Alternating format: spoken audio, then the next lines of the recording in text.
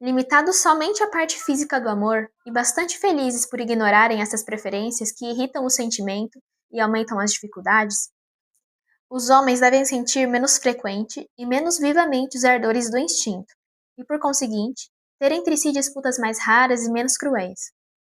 A imaginação, que faz tantos estragos entre nós, não fala a corações selvagens. Cada um espera pacificamente o impulso da natureza. A ele se entrega sem escolha, com mais prazer que furor, e satisfeita a necessidade, todo o desejo se extingue.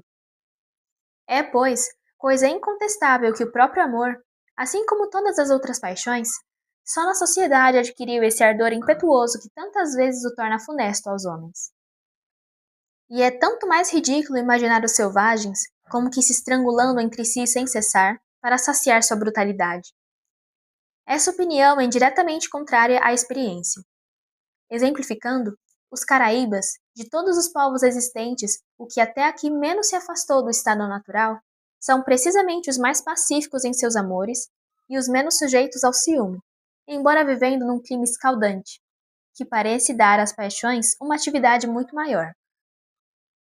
Com relação às ilações que se poderia tirar, em várias espécies de animais, nos combates dos machos que ensanguentam constantemente nossos pátios, ou que, na primavera, fazem ecoar nas florestas seus gritos ao disputarem a fêmea, é preciso começar por excluir todas as espécies em que a natureza estabeleceu claramente, na relativa potência dos sexos, relações que não há entre nós.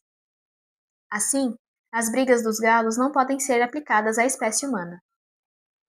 Nas espécies em que a proporção é mais bem observada, esses combates só podem ter como causa a raridade das fêmeas em relação ao número de machos, ou os intervalos exclusivos durante os quais a fêmea recusa constantemente a aproximação do macho, o que equivale à primeira causa.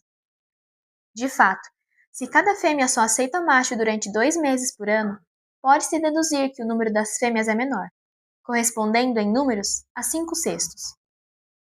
Ora, nenhum desses dois casos é aplicável à espécie humana, na qual o número de fêmeas ultrapassa, em geral, o dos machos, e na qual nunca se observou, mesmo entre os selvagens, que as fêmeas tenham, como as das outras espécies, épocas de cio e de exclusão.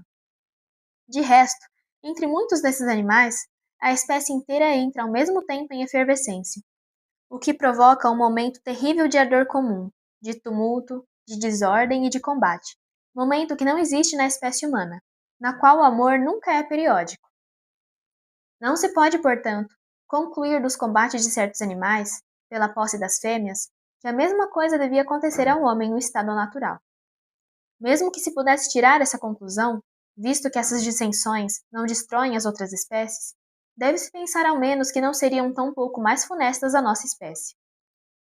E é bastante evidente que elas causariam ainda menos danos do que costumam causar na sociedade, principalmente nos países onde os costumes ainda contam alguma coisa. Basta relembrar o ciúme dos amantes e a vingança dos esposos, que causam todos os dias duelos, assassinatos e coisas piores ainda. Nesses países, o dever de uma eterna fidelidade só serve para provocar adultérios, e as próprias leis da continência e da honra ampliam necessariamente a devassidão e multiplicam os abortos.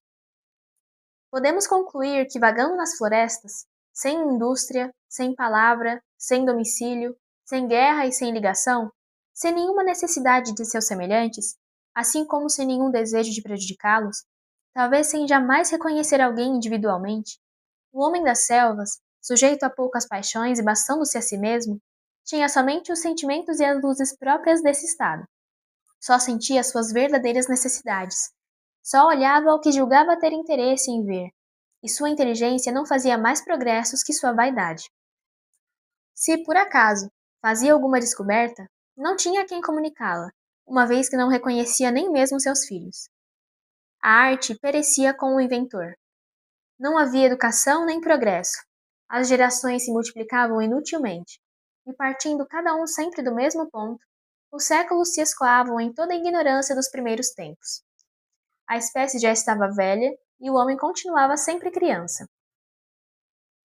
Se me estendi tão longamente sobre a suposição dessa condição primitiva, é que, havendo antigos erros e preconceitos inveterados a destruir, julguei dever cavar até a raiz e mostrar no quadro do verdadeiro estado natural como a desigualdade, mesmo natural, está longe de ter nesse estado tanta realidade e influência como pretendem nossos escritores.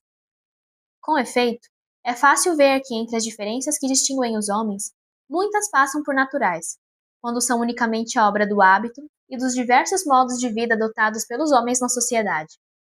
Assim, um físico robusto ou delicado, a força ou a fraqueza que dele dependem, vem muitas vezes mais da maneira dura ou efeminada pela qual foi educado, do que da constituição primitiva dos corpos. Acontece o mesmo com as forças do espírito, e a educação não só estabelece diferença entre os espíritos letrados e os que não o são, como aumenta aquele existente entre os primeiros, em proporção da cultura, porque quando um gigante e um anão caminham pela mesma estrada, cada passo que ambos derem representa nova vantagem para o gigante.